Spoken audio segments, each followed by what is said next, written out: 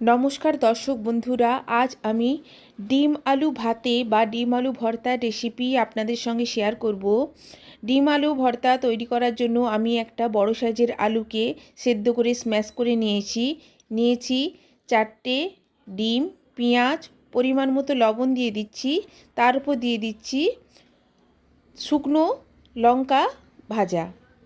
তেলে আমি শুকনো লঙ্কাকে ভালো করে ভেজে নিয়েছি সর্ষের তেল দিয়ে। এবারে লবণ দিয়ে লঙ্কাকে ভালো করে স্ম্যাশ করে নিচ্ছি ও ডিমগুলিকেও ভালো করে মাখিয়ে নিচ্ছি। এই রকম গরম গরম ডিম আলু ভর্তার সঙ্গে সাদা ভাত খেতে কিন্তু অপূর্ব লাগে।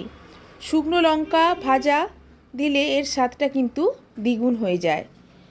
সর্ষের তেলে এইভাবে শুকনো লঙ্কা আপনারা গ্যাসে ভেজে নেবেন। সর্ষের তেল ব্যবহার করলে ডিম আলুর ভর্তা